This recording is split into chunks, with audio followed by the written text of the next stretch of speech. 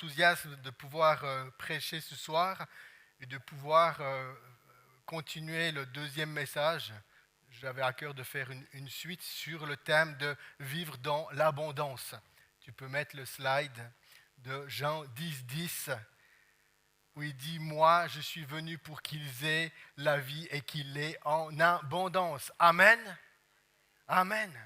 Et juste avant ce verset, il dit « Le voleur ne vient que pour voler, tuer et détruire, mais moi. » Amen. Le voleur ne vient que pour voler, détruire, pour tuer et détruire, mais moi, je suis venu pour qu'ils aient la vie et qu'ils l'aient en abondance. Et quand j'avais dans le premier message, on avait vu qu'il y a cette vie en abondance, et le mot abondance, littéralement, veut dire surabondamment. Amen. C'est-à-dire que Dieu, il veut nous bénir d'une mesure qu'on n'arrive même pas à comprendre. Amen. Il veut nous bénir d'une mesure qu'on n'arrive pas à saisir. C'est pour ça que je crois que c'est tellement important dans nos vies que je ne veux pas limiter Dieu dans son action. Je ne veux pas limiter Dieu dans sa capacité de faire les choses en nous et autour de nous. Alléluia. Ce qui est intéressant dans Jean 10, 10, quand on le lit en français, hein, « Moi je suis venu pour qu'ils aient la vie et qu'ils l'aient en abondance », c'est vraiment comme une affirmation. Mais en fait, tout le sens, les temps des verbes qu'il a utilisés pour donner cette phrase, eh bien, amènent une incertitude. L'objectif est que Jésus nous donne cette vie en abondance, mais la question est, est-ce qu'on va la vivre ? Dans le sens que, oui, on peut vivre la vie, mais est-ce que je la vivrai dans l'abondance ? Vous comprenez ? Tu peux vivre la vie, mais tu peux encore la vivre dans l'abondance. C'est-à-dire qu'il y a un autre level, il y a un autre degré. Et dans le sens de cette phrase, eh bien, il y a cette incertitude dans le sens, en fait, est-ce qu'on va la vivre ? C'est possible, mais est-ce qu'on va la vivre ? J'avais partagé qu'est-ce que c'était de vivre dans cette vie en abondance. Eh bien, c'était le passage de 3 Jean, le verset 2. « Bien-aimé, je souhaite que tu prospères à tout égard et sois en bonne santé comme prospère l'état de ton âme. » Et on voit que la bénédiction de Dieu, il y a vraiment cette dimension qu'il aspire à nos vies, que nous puissions prospérer à tout égard. Amen. Et il fait un lien direct entre ton corps et ton âme. Je veux que tu prospères à tout égard et sois en bonne santé, comme prospère aussi l'état de ton âme. Et on voit que l'apôtre ici, il associe le corps et l'âme. Et il dit de la même manière, comme tu prospères à tout égard, comme ton corps est en bonne santé, je veux que ton âme soit aussi en bonne santé. Et on pourrait penser qu'à un moment donné, des fois, le corps peut être le reflet, ou bien le corps parle de ce que l'âme a mal. Amen. Et ce désir de l'apôtre, c'est qu'on soit vraiment dans cette prospérité. Ensuite, on avait aussi vu que la bénédiction était aussi liée au psaume 128. Tout le psaume 128, je ne vais pas tout le lire, juste les derniers versets qui disent « Aussi longtemps que tu vivras, tu jouiras du bonheur de Jérusalem. » Amen. Aussi longtemps que tu vivras, tu jouiras du bonheur de l'Éternel. Amen. Et tu verras les enfants de tes enfants. C'est-à-dire que la bénédiction de Dieu, la bénédiction de Christ, cette vie en abondance qu'on peut avoir en Jésus, eh bien, elle se manifeste dans notre famille où tout d'un coup, on jouit de pouvoir voir les enfants de nos enfants. Amen. C'est magnifique. Et ça, c'est la prospérité. Ça, c'est l'abondance de cette vie que Christ a payée à la croix pour nous. Nous avions vu dans le dernier message, je fais juste une rétrospective du dernier message, qu'en fait, à un moment donné, ce qui pouvait nous empêcher de rentrer dans cette vie en abondance, eh bien, c'était notre propre péché. Puis on a vu Israël dans le Nombre 12 à 14, qu'en fait, Israël, ils n'ont pas pu rentrer dans l'abondance, ils n'ont pas pu rentrer dans le pays promis pour 2 raisons. La première, c'est qu'ils ont murmuré contre Moïse, c'était des hommes qui critiquaient, Et la conséquence de critiquer Moïse avait un impact direct sur leur foi en la promesse de Dieu. C'est-à-dire que le fait qu'ils, c'est pas de souci, ils vont dehors, c'est la famille, c'est normal, no problemo. Le fait qu'on bénit les enfants, on bénit Eva et Marie qui partent avec les enfants. Ils ont pris les tracteurs puis les voitures. Alléluia. Non, vous restez ici. Vous n'allez pas jouer dehors. Ah, il fait trop chaud, hein, reste ici, on a mis la clim.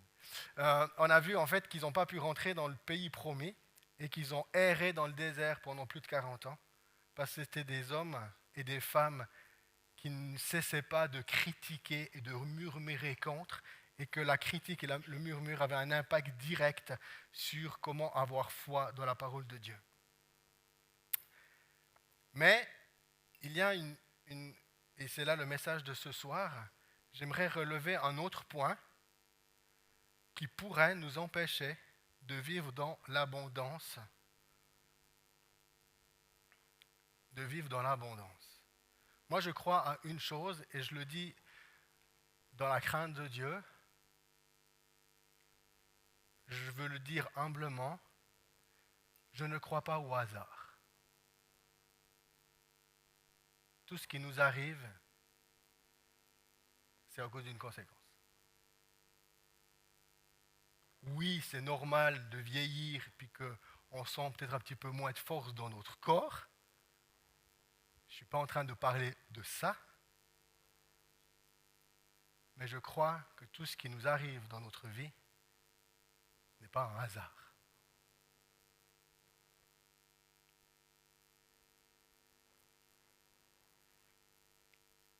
Dans Matthieu 5, 17, c'est Jésus qui parle.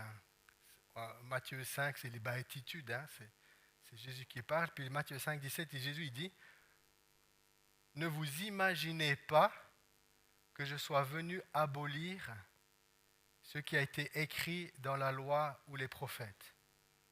Je ne suis pas venu pour abolir, mais pour accomplir. » Et ici, il y a quelque chose vraiment qui est important à saisir en tant que chrétien, parce que des fois, il y a un peu de la confusion par rapport au passage et une mauvaise compréhension. Quand l'apôtre Paul dit on n'est plus sous la loi, mais sous la grâce.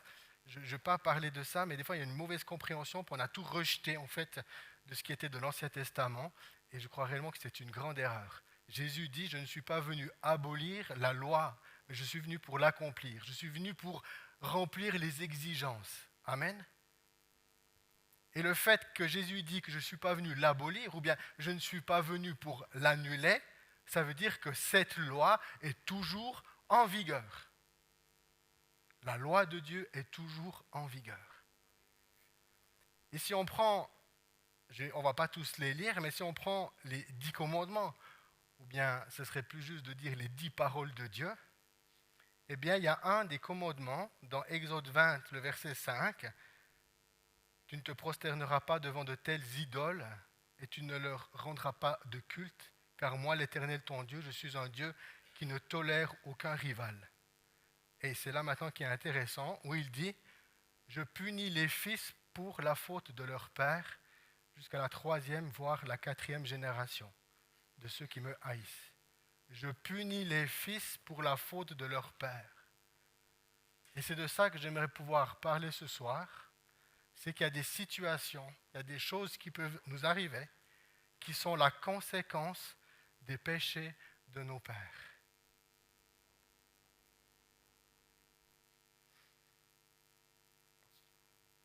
Amen. Comme je l'ai dit, je crois que le hasard n'existe pas.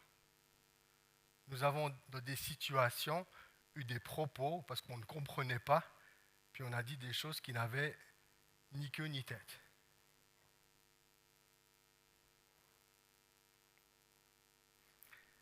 Dans 2 Corinthiens 5, 17, l'apôtre Paul va dire « Ainsi, si quelqu'un est uni au Christ, il est une nouvelle création.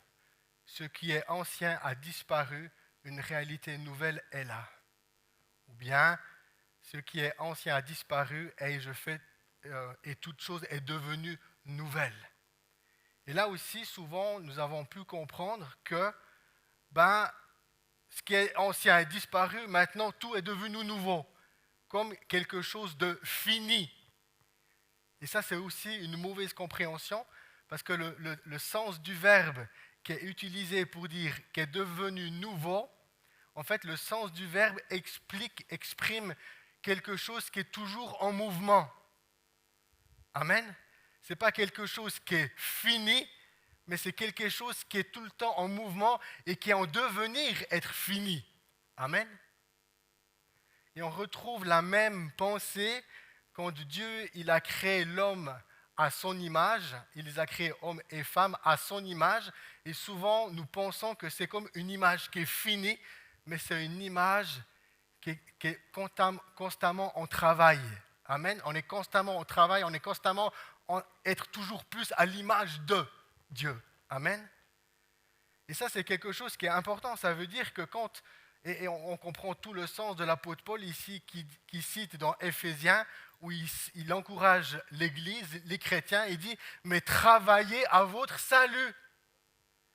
De la même manière, ok, je suis sauvé, ok, le Père m'a adopté, mais est-ce que dans mon cœur, je suis vraiment adopté? Est-ce que dans mon cœur, vraiment, je suis adopté? Le Père, lui, il a fait toute sa part, c'est ok, mais la part de moi, est-ce que réellement, je suis pleinement adopté? Et je crois que c'est important de pouvoir comprendre ce passage de 2 Corinthiens 5, 17. Ce qui est ancien a disparu, mais une réalité nouvelle est là. Et cette réalité nouvelle, elle est constamment à grandir. Où l'apôtre Paul, il va aussi dire dans Corinthiens, nous allons de gloire en gloire. Amen. C'est-à-dire que hier à aujourd'hui, l'image du reflet du Christ dans ta vie est plus juste aujourd'hui que hier. Ou bien on pourrait dire est plus juste aujourd'hui que dimanche passé. Parce que dimanche passé, tu as entendu une prédication. Dimanche passé, on était ensemble dans la présence de Dieu. C'est que l'Esprit Saint a opéré et a fait des choses en nous. C'est-à-dire qu'aujourd'hui, tu es plus à l'image de Jésus que dimanche passé. Alléluia. Et ça, c'est quelque chose de vraiment important à saisir et à comprendre. Si je reviens maintenant sur mon passage d'Exode 20, verset 5, je punis les fils pour la faute de leur père, jusqu'à la 3e, voire la 4e génération. J'aimerais prendre 3 histoires dans la parole de Dieu.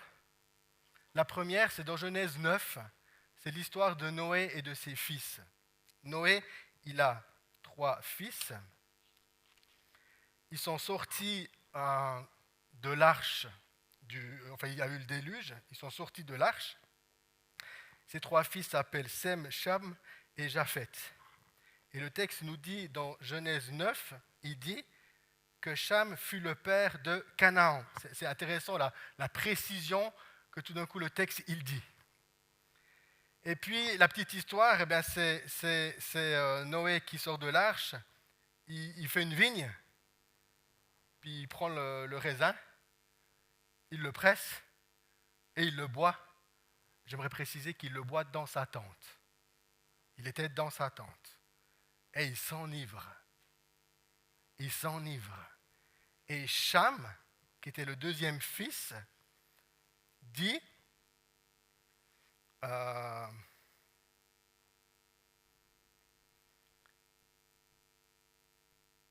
Cham, père de Canaan, vit son père tout nu et on avertit ses 2 frères qui étaient dehors.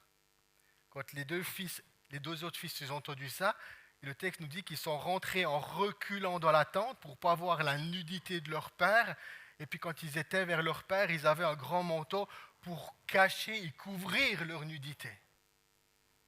Ensuite, quand il sortit de son ivresse, Noé, au verset 24 et 25, quand Noé fut sorti de son ivresse, il apprit ce que lui avait fait son plus jeune fils, qui est Cham. Alors il déclara, maudit soit Canaan.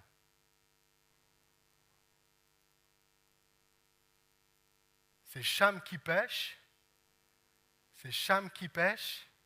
Cham, il a un fils qui s'appelle Canaan, et Noé dit maudit soit Canaan. Et ce qui est intéressant dans cette déclaration, il est en train de juste accomplir la parole d'Exode 20, verset 5. Je punis les fils par la faute de leur père. C'est-à-dire que c'est Cham qui pêche et que le péché de Cham a une conséquence directe sur la vie de son fils. Quand nous parlons de la loi de Dieu, il y a quelque chose qui est très très important à comprendre. La Bible nous dit que Christ était prévu avant la fondation du monde. Amen. Dieu, il a toujours existé. Hein?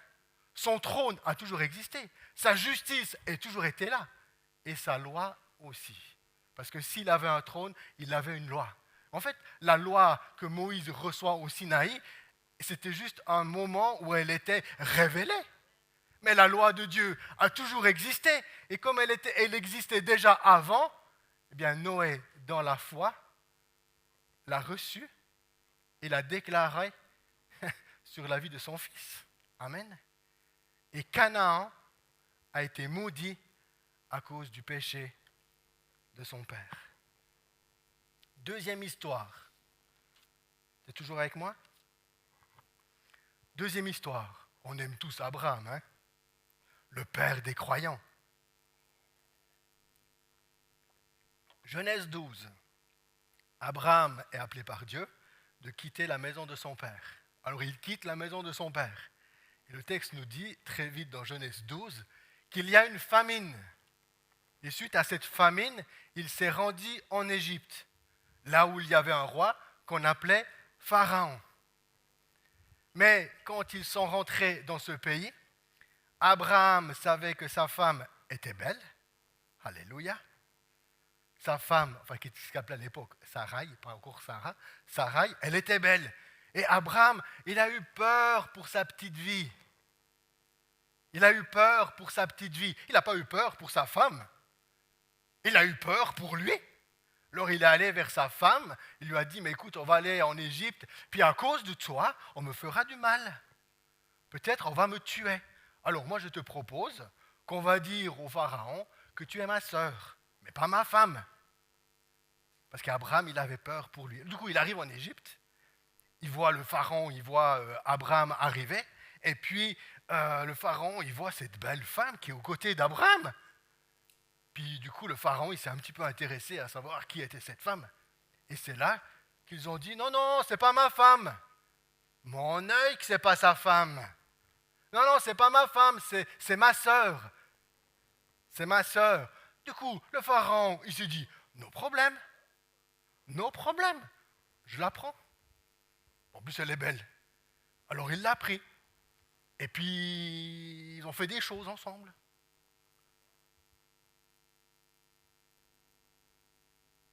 Et tout d'un coup, dans la maison de Pharaon, il s'est passé des trucs. Il a commencé de tomber malade. Dans sa maison. Les autres maisons en Égypte, il ne se passe rien. Mais dans sa maison, tout d'un coup, il y a la maladie. Dans sa maison, tout d'un coup, ça ne va plus. Et c'est là que je pense que le Pharaon, il appelle ses devins et tout, puis tout d'un coup, il comprend qu'en fait, Sarai, ce n'était pas la sœur d'Abraham, mais c'est sa femme. Et il va dire au verset 18, le Pharaon va dire, « Pourquoi m'as-tu fait cela? Pourquoi ne m'as-tu pas averti que c'était ta femme? À cause de ça, je suis tombé malade. » Du coup, le Pharaon, il a dit à Abraham, « Reprends ta femme. » Il a tout organisé pour qu'il quitte le pays. Le Pharaon, il ne voulait plus les voir. Mais avant cette histoire, pendant ce temps que le Pharaon il pensait que Sarai était la sœur d'Abraham, eh bien, il était bienveillant envers Abraham. Et Abraham, il a fait du commerce, il a commencé d'être riche. Et le texte nous dit, dans Genèse 13, au moment où Abraham quitte l'Égypte, le texte dit qu'Abraham était très riche. En fait, la richesse d'Abraham dans ce contexte est le résultat de son mensonge. Parce qu'il a menti, il s'est enrichi. Mais bref, il a pris toute sa richesse Puis il est parti. Puis on a pensé qu'Abraham était béni parce qu'il était riche. Mais des fois, la richesse n'est pas un signe d'une bonne bénédiction. Abraham s'est enrichi parce qu'il a menti. Genèse 15. Genèse 15, verset 13. Dieu parle à Abraham et il parle de sa descendance. En disant, dans Genèse 15, verset 13, le Seigneur lui dit, « Sache bien que tes descendants séjourneront dans un pays étranger, ils y seront esclaves et on les opprimera pendant 400 ans. » 400 ans, c'est 4 générations de 100 ans. Dans quel pays ils ont séjourné? Quel roi les a opprimés? Le Pharaon. Exode 20, verset 5, nous dit « Je punis les fils par la faute de leur père. » Pendant ce temps que Abraham s'est enrichi en Égypte sous le dos du Pharaon en le montant, la conséquence sur sa descendance, ils se sont retrouvés en Égypte pauvres et opprimés pendant 4 générations de 100 ans. Et on pourrait voir que c'est le résultat du péché d'Abraham. Ça veut dire que ce qui leur arrive est à cause de leur père. La malédiction de Canaan était à cause du péché de son père, Cham. J'aimerais maintenant venir sur ma 3e histoire. C'est 2 Samuel. Nous parlons du roi David. David est roi, et dans 2 Samuel 11, c'est l'histoire que nous connaissons bien. C'est David qui commet l'adultère, qui prend la femme d'Uri. David n'est pas en guerre, c'était une période de l'année où les peuples et les armées devaient se retrouver et devaient faire la guerre. C'est-à-dire que David ne devait pas être à la maison, il devait être avec le peuple et faire la guerre. Mais David a choisi de rester à la maison et il a vu cette femme en train de prendre son bain. Et puis David l'a pris et a couché avec elle. Il a pris la femme d'un autre. Bathsheba était mariée.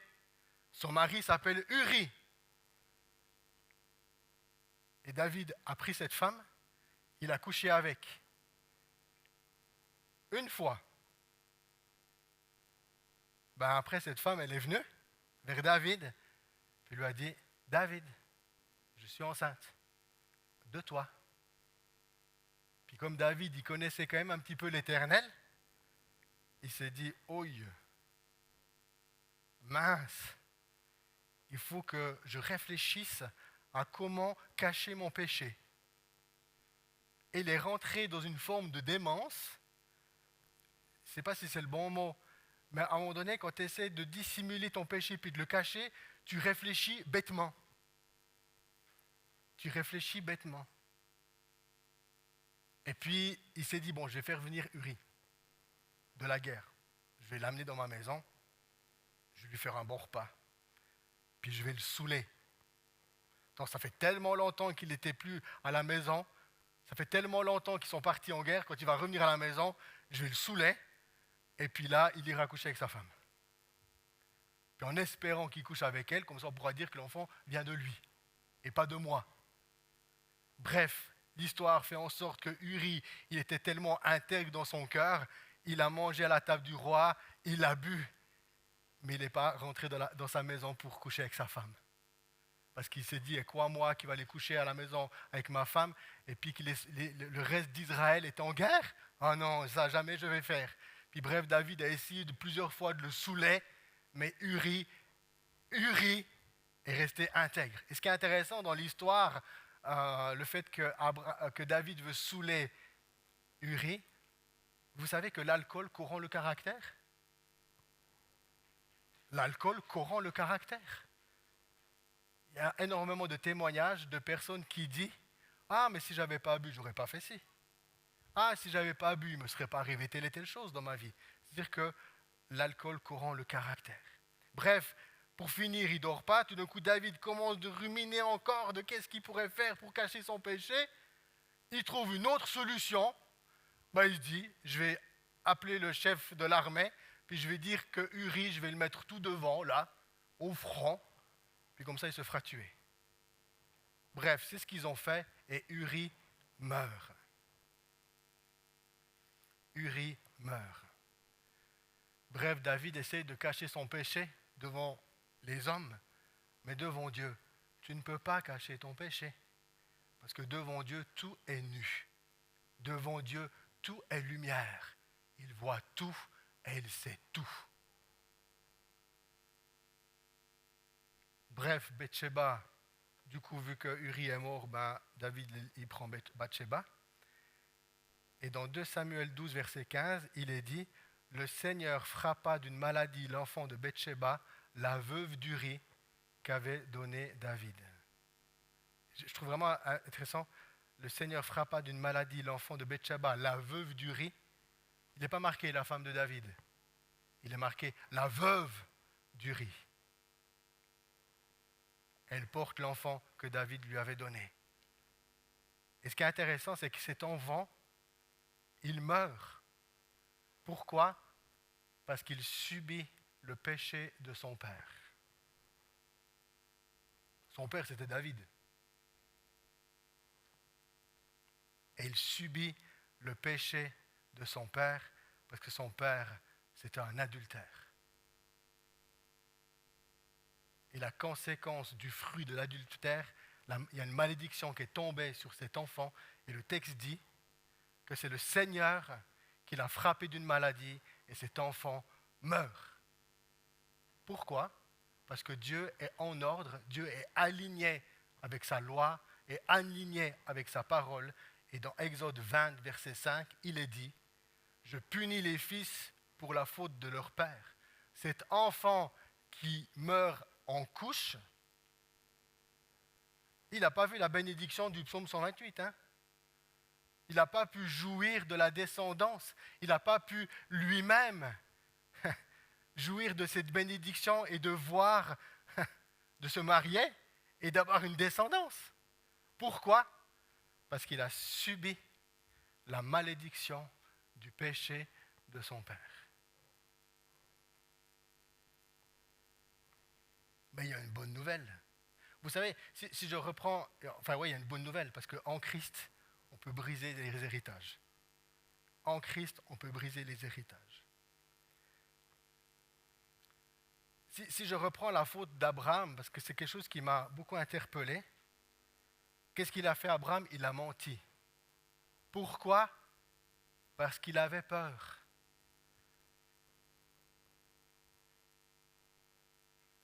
Et ça nous pend tous aux lèvres.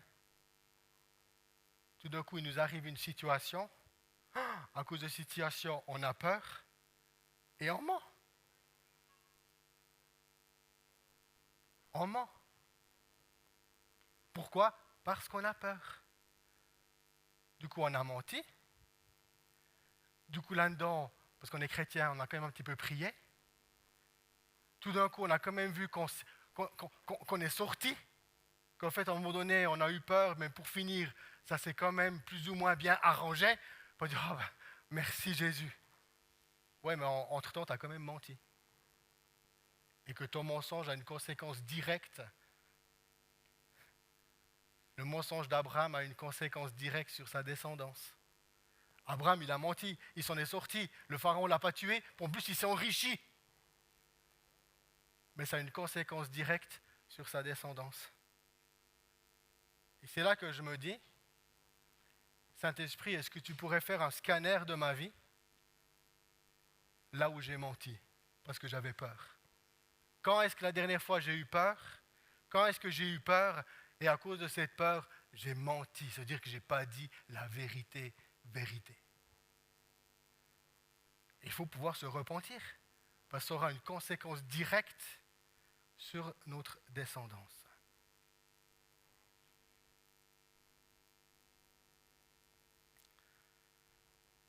Je parle de ces histoires On pourrait dire, ouais, mais David, ça c'est l'Ancien Testament. Aujourd'hui, avec Jésus, non. L'apôtre Paul dit dans 1 Corinthiens 10 que toutes les histoires, c'est des choses que j'ai dit la dernière fois, que toutes ces histoires nous est utiles, nous servent d'enseignement, afin qu'on ne répète pas les mêmes erreurs des autres. Amen. Du coup, ces histoires que je suis en train de raconter, il faut pouvoir les entendre. Il faut pouvoir les accueillir. Il faut pouvoir se remettre en question soi-même. Et peut-être ce que je vis, mon combat, ma difficulté, ce qui m'empêche de vivre dans cette abondance est peut-être la conséquence du péché de nos pères, de mon père, de mes ancêtres. Amen.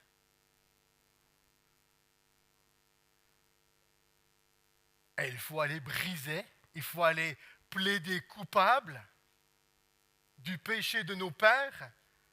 Il faut s'en libérer, il faut le briser afin qu'on soit libre. Si je reprends l'histoire de David, David, face au péché de l'adultère, il a demandé pardon à Dieu. Dieu lui a pardonné. Mais les conséquences sur son héritage, elles n'ont pas été brisées. Et ce brisement, nous ne pouvons que le vivre avec le Christ. Amen. Avec le Christ. David a été pardonné, mais la malédiction n'a pas été brisée. Amen. David, vous savez comment il a fini sa vie? Le roi David, le grand roi d'Israël, celui qui faisait qui a soumis tous les peuples autour de lui, il a fini seul. Le texte nous dit que David, dans sa vieillesse, il n'avait plus un fils, plus une fille qui pouvait s'occuper de lui. Ils sont allés trouver une jeune fille vierge en Israël pour qu'elle puisse venir au chevet de David, parce qu'il n'avait plus un fils, il n'avait plus un membre de sa famille pour qu'il puisse venir s'occuper de lui. Mais c'est quoi la descendance de David? Parce que David, à un moment donné, tout d'un coup, il reproduit le péché de ses pères. Quand il se repent devant l'Éternel, dans le psaume 50 ou 51, il dit « Oh Dieu, je suis né dans le péché !» Ah, écoute, s'il était né d'une union légale, d'une manière officielle, David n'aurait jamais dit ça. David, à mon avis, il dit « Je suis né dans le péché » parce qu'il est lui-même, à mon avis, il est lui-même le fruit d'un adultère. Et en fait, le péché de nos pères, on le reçoit comme un héritage.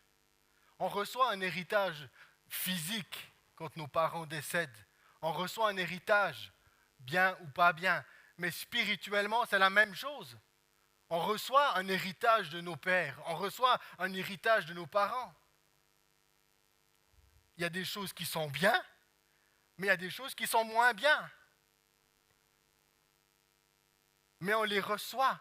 Et le péché de nos pères a une conséquence directe sur nos vies. Mais en Christ, nous pouvons être libérés de ce péché. Nous pouvons être libérés de la malédiction, de l'injustice que nous vivons. L'histoire de Daniel, dans Daniel 9, ce qui est intéressant, c'est que Daniel, il y a l'histoire du livre de Daniel est magnifique parce qu'il y a Daniel dans la fosse aux lions où l'Éternel le délivre. Il y a les compagnons de Daniel qui ne s'inclinent pas devant la statue du roi qu'il a érigée. Et à cause de ça, eh bien, ils ont été mis dans le feu ardent de la fournaise, mais Dieu les a délivrés. Daniel et ses compagnons, c'était des hommes droits, c'était des hommes justes, c'était des hommes qui craignaient l'Éternel. Et tout d'un coup, Daniel, il se dit, mais pourquoi on est en captivité? Pourquoi on n'est plus en Israël? Pourquoi cette invasion? Et dans Daniel 9, Daniel est en train de lire le prophète Jérémie. Et en lisant le prophète Jérémie, il commence de comprendre pourquoi il est là. Mais pourquoi il est là? C'est à cause du péché des ancêtres. C'est à cause du péché des pères. C'est parce qu'ils sont devenus idolâtres. Ils n'ont plus adoré Dieu de tout leur cœur, et tout d'un coup, ils se sont détournés, ils sont devenus idolâtres. Et la conséquence de l'idolâtrie de leur père a amené Daniel et ses compagnons en exil. Et du coup, Daniel comprend qu'il vit l'exil à cause du péché de ses pères. Lui pourtant qui était juste, lui pourtant qui craignait l'Éternel. Mais de nouveau, il y avait cette parole d'Exode 20, verset 5, où l'Éternel punit les fils par la faute des pères. Et au verset 20, nous voyons la clé pour pouvoir être délivrés de l'héritage de nos pères. C'est là que Daniel dit, je continuais de prier, il était dans la prière, et il dit, de reconnaître mon péché et celui d'Israël. Tout d'un coup, le péché de ses pères devient pour Daniel le juste. Il s'associe et il dit, c'est comme aussi mon péché. Parce que des fois, quand on reçoit l'héritage du péché de nos pères, on peut le vivre d'une manière consciente ou inconsciente. C'est comme si on le reçoit. Et Daniel est en train de se repentir de son propre péché et du péché de ses pères. Et c'est là qu'il est puissant.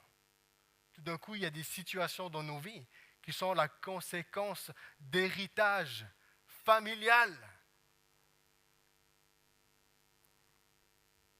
Vous savez, les secrets de famille, des fois les gens, il y a des situations très particulières qui peuvent arriver dans les filles. On parle d'avortement, on parle de fausses couches, on parle d'agression sexuelle, on parle de ces choses atroces.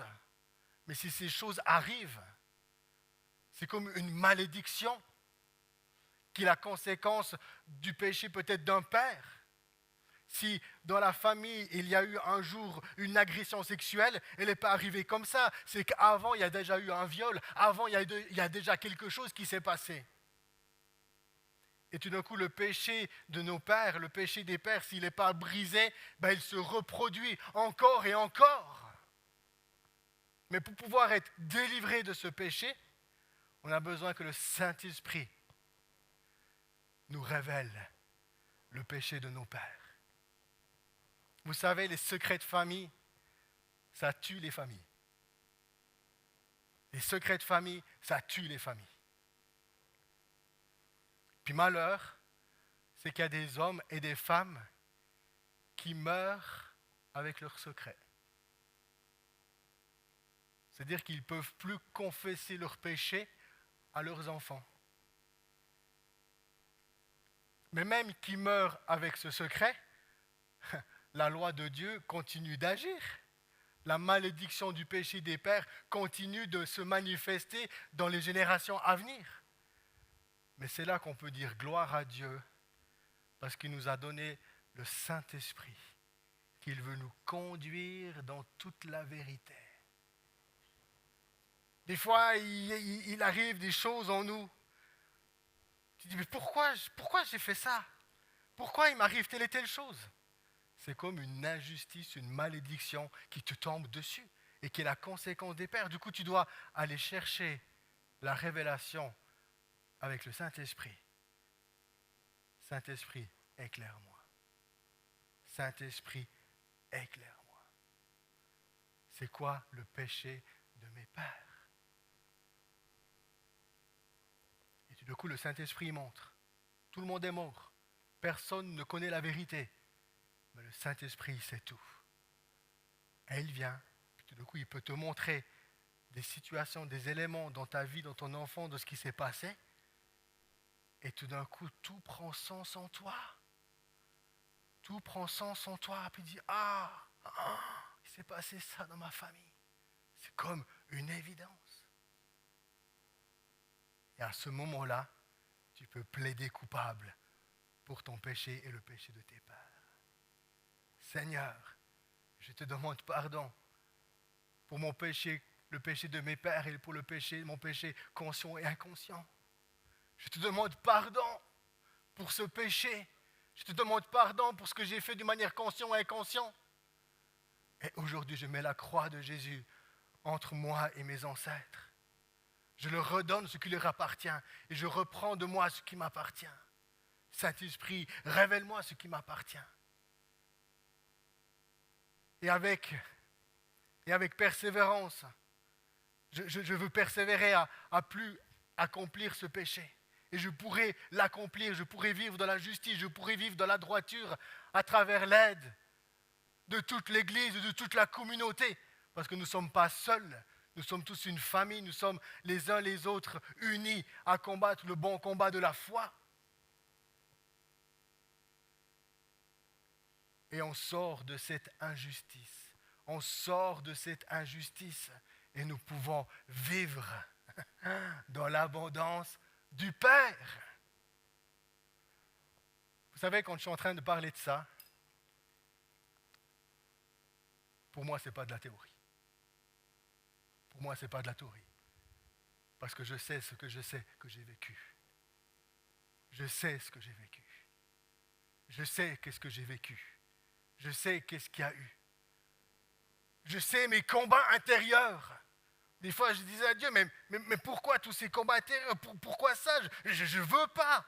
C'est comme quelque chose qui me revenait constamment. C'est comme si je le repoussais et ça me revenait dessus. Jusqu'au jour où j'ai persévéré plusieurs mois, plusieurs temps, à chercher la face de Dieu, à comprendre le pourquoi du comment. Parce qu'une chose que je sais, c'est que l'ennemi, il fera tout pour que tu ne sois pas dans la révélation de ce que tes pères ont commis. Parce que si la malédiction n'est pas brisée, ben lui, il a toujours un point d'ancrage dans ta vie et dans ta lignée. Il fera tout pour que tu ne le saches pas. C'est pour ça qu'il faut persévérer dans la prière, chercher la face de l'Éternel afin de pouvoir comprendre.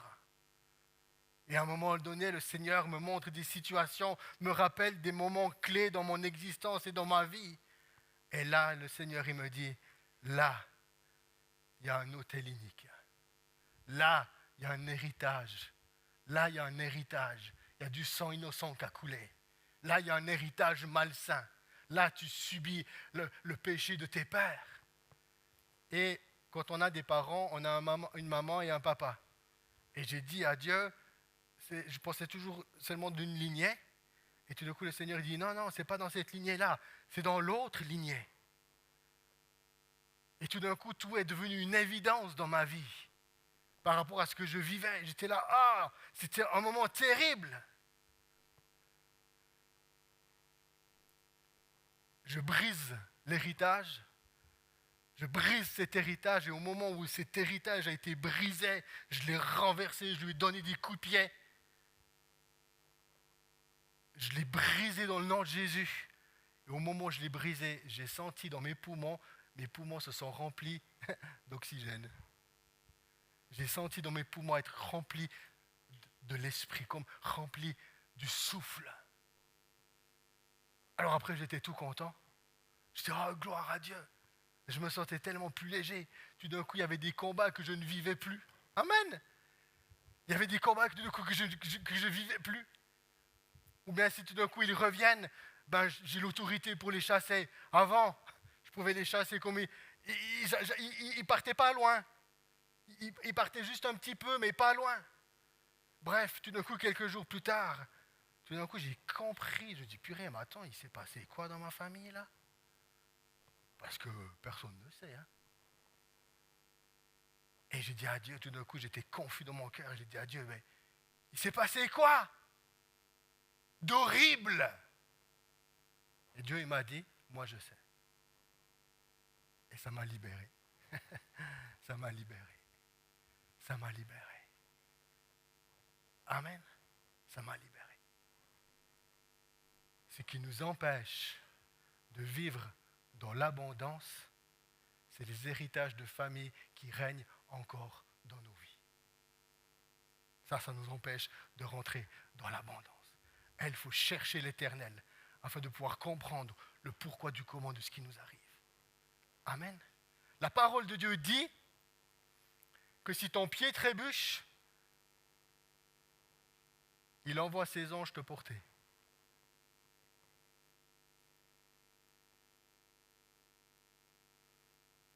C'est-à-dire, c'est bon, tu n'as pas besoin d'avoir peur d'avoir un accident. Parce que quoi qu'il t'arrive, les anges sont là pour te soutenir. Eh bien, je dis avec humblement, si je fais un accident puis je perds ma famille, c'est que les anges n'ont pas pu venir me secourir. S'ils n'ont pas pu venir me secourir, c'est que le diable il a encore un droit. Le hasard n'existe pas. Le hasard n'existe pas. Le hasard n'existe pas. La bénédiction de Dieu, c'est que tu puisses jouir de tes enfants et des enfants de tes enfants. Avant ça, non. Avant ça, c'est que le diable y accorde des droits. Oui. Ma famille est sauvée et on est tous vers Jésus. Mais mourir avant l'âge, ce n'est pas dans le plan de Dieu. Mourir avant l'âge, ce n'est pas le plan de Dieu. Il y a une mort, je le dis avec humblement, il y a une mort qui peut être vécue comme d'une manière prématurée. Tu sais laquelle? C'est mourir martyr. C'est la seule. Toute mort prématurée est la conséquence d'une malédiction.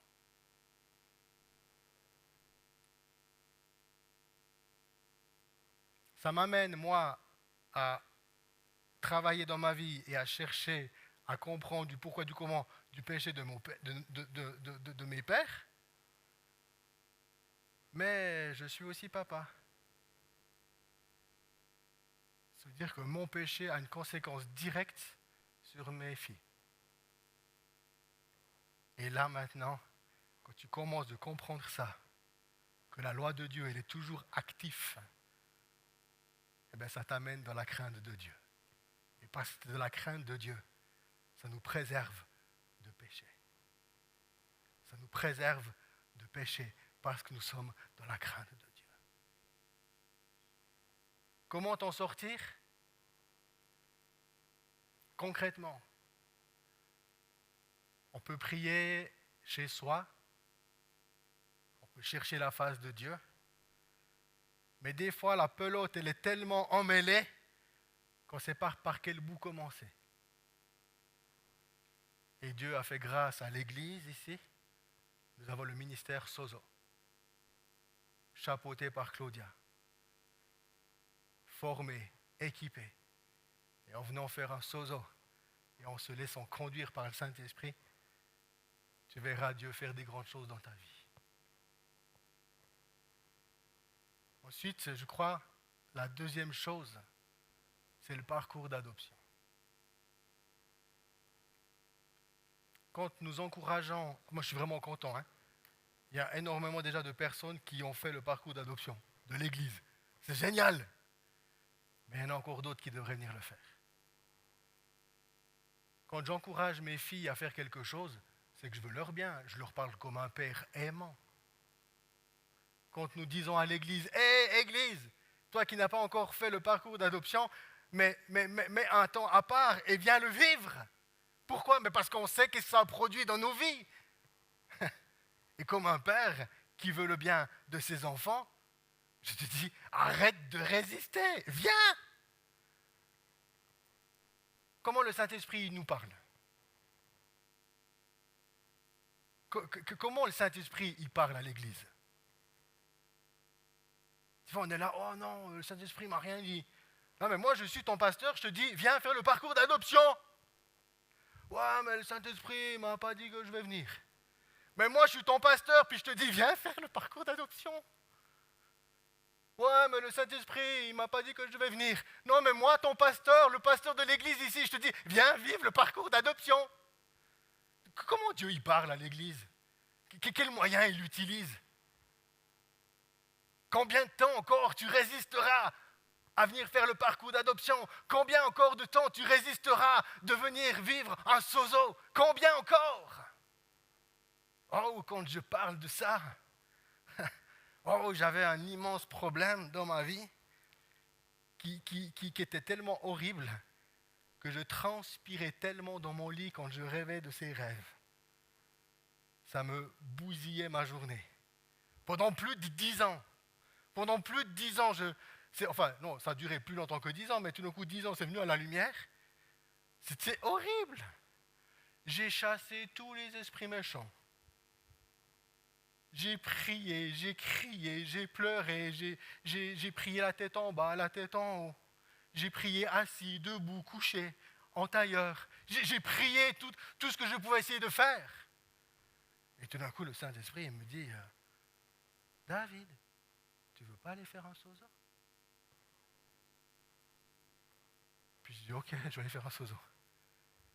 Pendant plus de 10 ans, je prie, puis je m'en sors pas. Mon premier sozo, 2 heures, ça a duré. Alors, j'ai rien compris à ce qui m'arrivait. J'ai rien compris. J'ai juste fait confiance aux gens qui étaient autour de moi, qui étaient en face de moi. Et ils agissaient selon ce que je recevais. Et tout d'un coup, un jour, ils me disent, ouais David, là, tu as reçu ton grand-père, on va briser l'héritage de ton grand-père. Mais non, j'ai pas un problème avec mon grand-père dans mon rêve.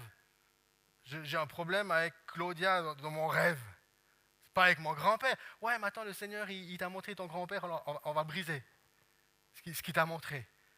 Oh, mais purée, j'ai brisé l'héritage de mon grand-père, ça a tout réglé mon problème avec Claudia.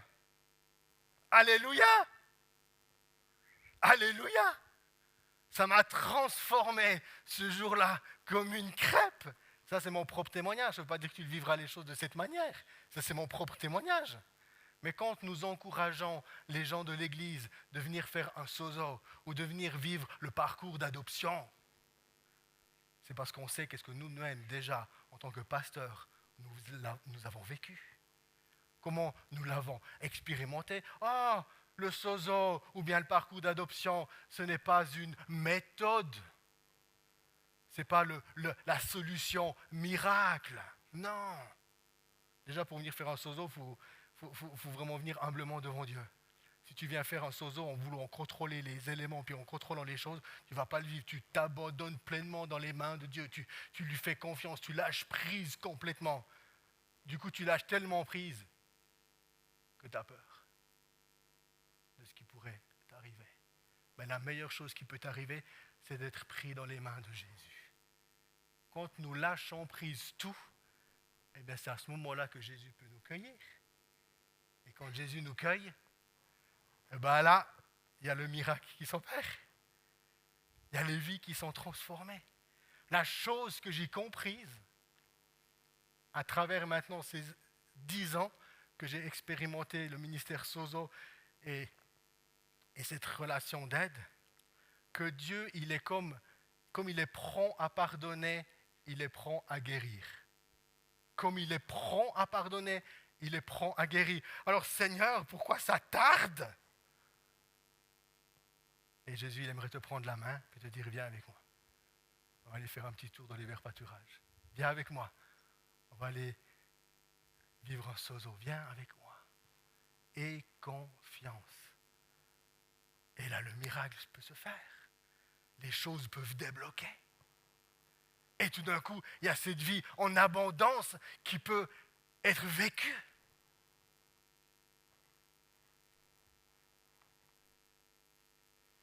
Amen.